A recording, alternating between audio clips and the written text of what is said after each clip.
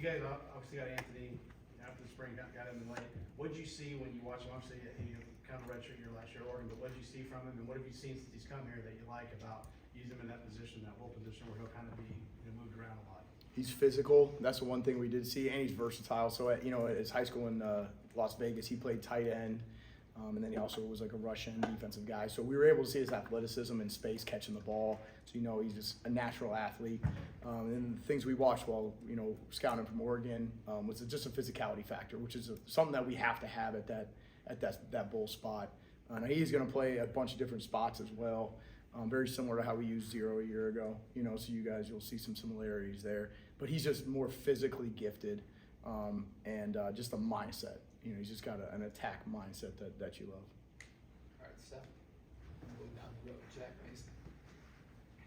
Since I know you do special teams, also wanted to ask you just about the kicking, and obviously you have a true freshman in here, Nico, that is kind of coming in here trying to win the job. Just what have you seen from him this fall camp, and just what kind of impresses you about him? Yeah, he's got a chip on his shoulder, and the thing I'll give Nico a lot of credit for, he's an extremely confident young man. So very pleased with him so far. He is a freshman, so you try to build it and bring him along slowly and adapt him into the environment, because it's going to be different. But he comes from a big-time high school, that plays some really good football down in Texas. He's kicked in the All-American game, so he's been in pressure situations, which you love. And we're going to put him in pressure situations. We put him in one today, and he answered the call, which is what you expect. Chris has done a much better job recently, the past week and a half as well, really coming together, and Alex has been serviceable as well. So feel really good about where we're at right now, moving forward with those three guys, and it's exciting to see. Jack Mason. I imagine a lot of opponents will have Jalen Lucas towards the top of their scouting report. Just how does that impact you as a special teams coach, kind of with that in mind, like knowing that you still want to be able to highlight him, but it's going to be obviously a big focus for opponents? Yeah, for sure. And even last year we tried to manufacture ways towards the end of the season to get him the ball, just because teams are going to kick away. We have to expect teams to do different things and try to manipulate him not touching the ball, right? Well, we have to be creative on our side and make sure we're using him at the right times, the right moments. So there's a variety of things schematically that we're working on to make sure that he's in a position to field the footballs, whether it be kick return, punt return, and obviously offensively, because he's a dangerous weapon. There's a reason he was a first-team All-American last year, and we've got to find ways to get him the ball and get him returns. And when those opportunities come, the other 10 guys in the field have to do their job because he is so explosive. You can't relax when he's out there on the field. You've got to get the other 10 guys blocking for him and using their techniques and making sure they're giving him time to field the kicks and field the punts and those things. So that's really what it's going to come down to, because we know what he can do with the ball in his hands. It's going to come down to the other 10 guys that are going to be able to out-execute our opponents. Mason. Couple weeks from kickoff now, how much what are your kind of expectations for rotation depth at the outside linebacker, that bull position, kind of pass rushing, all that? You're going to see more than we have in the past, and that's a really, really good thing. We feel really good about three guys, and so using those. And last year we saw a lot of times Lance was on the field with Miles and Deshaun. We had those three guys on the field and at multiple times. I think you'll see some of those things based off of situationals. Situations that show up during the game. But I feel really good about it. I would expect to see a heavy dose of Miles, Linnell, and Anthony throughout the game. And the beautiful thing is they can keep each other fresh. That's kind of been our challenge to them is, hey, look, everybody's got a job to do. You've got to get in there. You got to do your job. If there's only one outside linebacker in the game at that point in time, he represents the entire room. How he plays, how he acts, the plays he makes, the plays he doesn't make. All those things. He is going to represent our room, and so each one of those guys has really taken that challenge personally. They've been phenomenal teammates, which is awesome to see. They coach each other up. They're talking to each other. They're subbing. If one guy gets gassed, boom, the next guy in.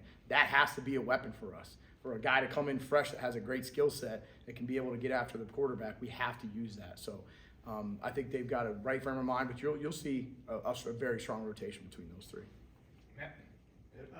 Linnell's a guy I know you guys as a staff recruited out of high school, brought him in. Just from what we've seen, it looks like he's just kind of a natural pass rusher, got a good first step. What have you seen? I mean, how much can he help you in that area? And then kind of along with that, I know you don't coach DNs, but how much is having Andre on the other side where they can work in tandem, make it just easier to kind of get a pass rush without having to try to manufacture it yourselves? Yeah, I mean, it's critical, and I'll tell you, even you do have Dre on the other side, but you got a guy like Philip Leedy, LD Cox, big bodies that are athletic. They're gonna take multiple guys to block too. So it's not just the ends, in my opinion. It's all four of those core four working together. Then you got a guy like Aaron Kasey that's explosive that could possibly pressure.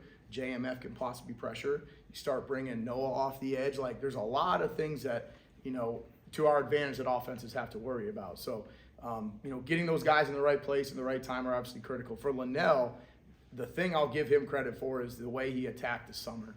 He changed his body. He came in here. He attacked his body. He's down weight, but up in muscle mass. And so he's very lean right now. He's very explosive. You mentioned the first step. His first step is as good as anybody on our team that's going to try to rush the passer. And so we're really excited about him. But again, for us, it's getting the favorable matchups. Dre on one end, him on the other, Anthony Miles somewhere, Philip Leedy. Like you got a lot of weapons at your disposal to be able to try to dictate some protections and free up some guys with some one-on-ones and those things. So, but like I said, Linnell's credit is due because of the way he attacked the summer, and he just did an unbelievable job. All right, Zach. Jeff told me to ask who the starting quarterback is. He told me to ask you. I coach special teams and defense. You've had a lot of experience at kicker the last few years when you think about Logan, obviously when you think about Chuck. Having a wide open competition, guys who maybe been around for a while but never really kicked, competitively at this level. Obviously a freshman who comes with a lot of credentials but is young. Just how do you handle that? Where is kind of the status of that? I don't know if you call it a position battle or not, but where is the status of that? Yeah, I mean, it's definitely a position battle. I mean, you got the three guys that are working for it right now. It is light years ahead where it was 2 weeks ago. I'm very pleased with Nico. Been very pleased with Chris as well. Alex, we're still trying to bring along, but between Chris and Nico, they've really started to separate themselves a little bit, for sure. But they're doing a great job. We have taken out the PAT field goal period in practice, and now we just call it out. And that's the best way you can simulate and put those guys in pressure situations.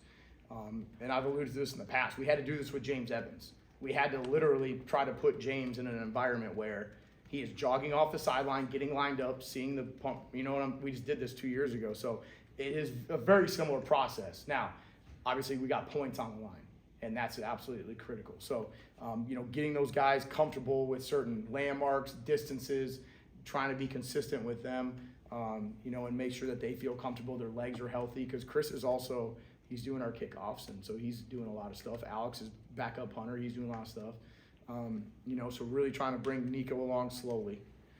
Throwing more at Chris because he is the veteran, in the room, and really trying to challenge him from that standpoint. So I think where we're at right now, I feel really good about it. I think we've got some guys that are definitely capable of getting the job done, really excited about it. We got to continue to put them in those pressure situations and make sure that they answer the call when their number's called. All right, Seth, last one. When you talk about the pressure situations that you put them in, what are you able to create in practice in terms of putting kickers in pressure situations? Because there's only so much you can do to kind of replicate the feeling of going out there in front of a packed crowd and kicking in a pressure spot. What are you able to do in practice to kind of replicate that? Yep. So we do 2-minute drill, and instead of needing a touchdown, we need a field goal to win. Coach will say, hey, offense down by 2. Right? Defense, you got to get a stop. So you're trying to simulate that for the offensive defensive perspective.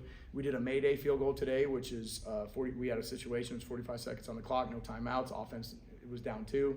I think they got the ball around like midfield, right? So you got to pick up a couple first downs, run the field goal unit on the field, kick it, and so those are the situations you can put them in. And then you can, we call the defense out. Coach Allen's out there with the air horn. We're surrounding them. We're loud, trying to make it sound like we're in the stadium. The whole defense is on the field, right? I mean, as close as we can get without bothering their operation. And we're yelling, we're screaming. You just try to, anything you can do to boggle their mind, right? And get their mind off of the job that they have to do, right? There's sometimes you can say things, get in their head a little bit if you want to have some fun with them. So just trying to continuously put that pressure on them. But you're right, it is different when you're kicking in Memorial Stadium, and so you've got to try to continue to just out-execute it, get their confidence built, right? It's going to come with the preparation that we're giving them. You tell them you've been doing this, you've done this, you just keep hammering it home with them, and it'll show up on September 2nd. I'm confident in that. All right, Casey. All right, thanks, guys. Thank you.